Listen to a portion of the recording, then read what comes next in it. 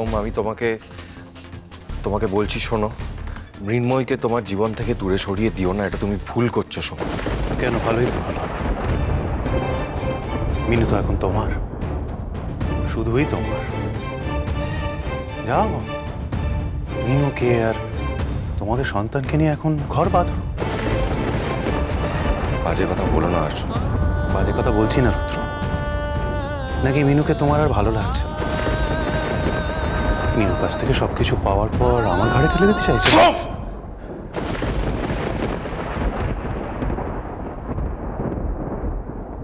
রুদ্র!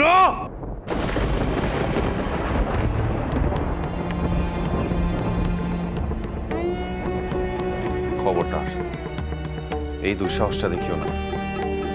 তোমাকে আমার ভাই বলতে লজ্জা করে, ঘেন্না করে আমার সোম। ছি ছি ছি ছি ছি। সোম, সোম আমার সাথে চলো। এই বাড়িতে কেউ তোমার নয়, কেউ না, কেউ না। চলো, কাম।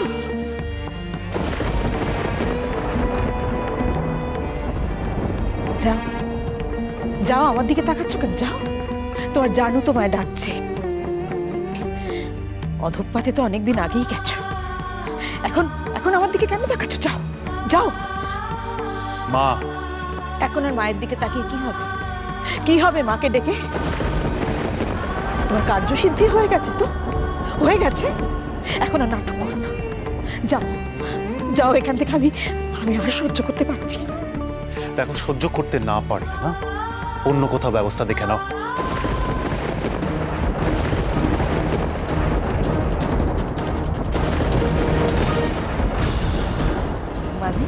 মানে এ বাড়ির আমার আর দাদার, এখানে আমাদেরই হুকুম চলবে। হ্যাঁ, সে তো বাড়ি বাড়ির ছেলেদেরই হবে। হ্যাঁ, এই বাড়ি তো আমার আর সোমেরই, ঠিকই তো বলেছে। তবে ভাই, তুই এত রাগ করিস না, একটু শান্ত হয়। এত রাগ শরীরের জন্য ভালো নয়। ও তাই? আমিও তো এই বাড়ির ছেলে, তাহলে এই বাড়ি শুধু তোমাদের দুজনের নামে হতে যাবে কেন? ঠিকই বলেছো রুদ্র, একদম ঠিক কথা বলেছো। জাহ্নবী, আমি এখান থেকে যাব না, আমি এখানেই বসবো, দেখি কে কি বলে। আমি কাউকে ভয় পাই না এখানে। বালাই ষাট, তুমি ভয় পাবে কেন বাবা? আমি আমি তোমাকে ভয় পাই। যে ছেলে বাবাকে অপমান করে মৃত্যুর মুখে ঠেলে দিতে পারে, সে ছেলেকে আমি ভয় পাই, আমি পাই ভয়। এসব তুমি কি বলছো জেম্মা? সোম জেঠুমনির মতো মানুষের সঙ্গে এরকম করেছিল? হ্যাঁ বাবা, আমি কি সাধে বলি যে আমি অভাগী মা? সারাক্ষণ মরমে মরে আছি আমি। ও, তুমি বুঝি আমাকে এখন এই রুদ্রর সাথে তুলনা করবে? ছি ছি ছি ছি ছি, থাকি আমি করতে পারি? ওর মতো একটা ছেলেকে আমি তোমার সঙ্গে তুলনা করে ওকে তো ছোট করতে পারি না। ছোট, এখন এসব কথা থাক না। কেন থাকবে দিদিভাই? যে ছেলে নিজের বাবাকে মৃত্যুর মুখে ঠেলে দিয়ে এখন সেই বাবার সম্পত্তি নিয়ে বড়াই করে, সে ছেলেকে আমি ঘেন্না করি। একটা বিষয় নিয়ে তোমরা বড্ড বাড়াবাড়ি করছো। এটা সামান্য বিষয়। কি কইলেন দাদা? এইটা সামান্য বিষয়? সামান্য বিষয় এইটা? এটা আমার মাইয়ার জীবন মরণের প্রশ্ন, আর আপনি কইতাছেন সামান্য বিষয়? সোম, বিয়ার সময় অগ্নি সাক্ষী কইরা আমি তোমার একখান প্রশ্ন করছিলাম। আমি তোমারে জিগাইছিলাম, কি জিগাইছিলাম? যে এই বিয়া নিয়ে তোমার মনে কোনো দ্বন্দ্ব আছে কিনা, কোনো বাধা আছে কিনা, কি জিগাইছিলাম না? তার উত্তরে তুমি আমারে কি কইছিলা? মনে করো, মনে করো কি কইছিলা? কাকা, আজ থেকে মিনু আমার, ওর সমস্ত দায়িত্ব আমার। এই পবিত্র আগুনকে সাক্ষী রেখে বলছি, ওর কোনো ক্ষতি আমি হতে দেব না। প্রাণ থাকতে কোনো বিপদ ওকে ছুঁতে পারবে না।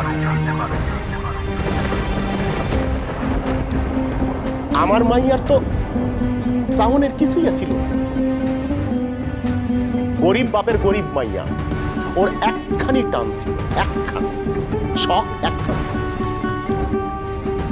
এই পরিবারের পদবীর টান। আসলে আমার মিনুমা চাইছিল যে হকগোল রে নিয়া এক লগে থাকতে, একখান পরিবার চাইছিল। আমি একখান গরিব বাপ। তুমি যদি তখন আমার মাইয়ারে বিয়া না করতা, তাইলেও কিন্তু আমার মিনু মায়ের বিয়া হইতো। গুণী মাইয়া আমার, মৃন্ময়ী সুন্দরী, বিয়া হইতো। কেন কেন নষ্ট করলা আমার মাইয়ার জীবন? কেন নষ্ট করলা? কও, উত্তর দাও।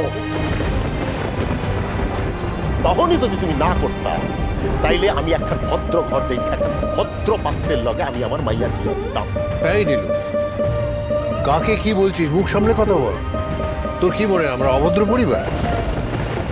আমাদের বাড়ির ছেলে অভদ্র? খুব সাহস হয়েছে, তাই না?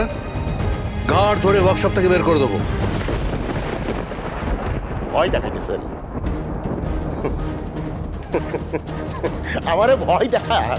দাদা, আমি কারোর চোখ রাঙানিতে ভয় পাই না। হাত আছে, ভগবান হাত দিছে তো এইখান আমারে। আমি কর্ম কইরা খাই, আর দুনিয়ায় কাজের অভাব নাই, হাতের অভাব হইব না আমার। আমার মাইয়ার জীবন খা নষ্ট করণের অপরাধে আপনাগো নামে থানায় নালিশ করুন। থানায় নালিশ করুন। কি বলছো এসব নীলু কাকা? ইন্দ্র, আমি যা কইতাছি আমি কিন্তু তাই করুন। আমি এতদিন চুপ কইরা থাকছি, আর থাকুন না। বৌদি, আপনি কন, আপনি শেষ কথা কন। আপনি তো মা, সবার মা, হগলের মা। আপনি কি কইতেছেন? বিচার করেন, আপনি করেন বিচার। আমি কি বলবো নীলু, কি বলতে পারি? এসব জায়গায় কথা বলার, বাধা দেওয়ার অধিকার কি আমার আছে? নেই তো। তাইলে তো আমারে পুলিশের কাছে যাইতে লাগবে। আমি আমার মিনু মারে লইয়া থানায় যাব।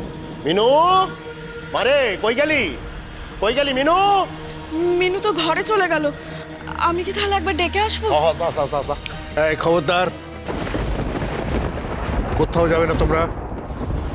মিনু তোমাদের সাথে থানায় যাবে না। শোনেন, আইন কানুন আমরাও কিন্তু কিছু বুঝি।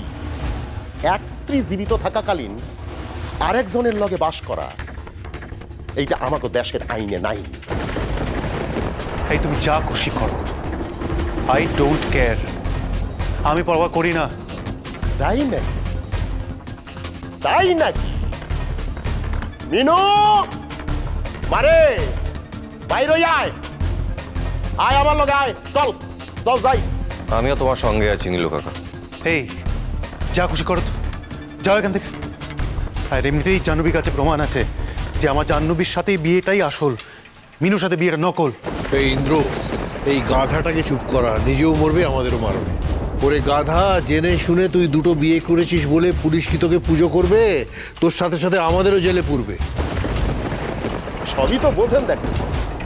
এই চলি, যা মিনুরে ডাইকা লইয়া যা যা যা যা। কেন ঝামেলা করছো নীলু কাকা? বুঝতেই তো পারছো যে মিনুর মনটা এখন ভালো নাই, একটু কষ্টে আছে। তুমি এখন যাও, আমি এদিকটা সব সামলে টামলে নিই, তারপর না হয় তোমাকে ডেকে নেব। ঠিক আছে, ঠিক আছে। একখান কথা আমি না কইয়া পারতেছি না। এই সোমের মতো পোলা নাকি আমার আমার কর্তার পোলা? হায় রে হায়। তখন ভগবানের মতো মানুষের পোলা হইল কি একখান দানব।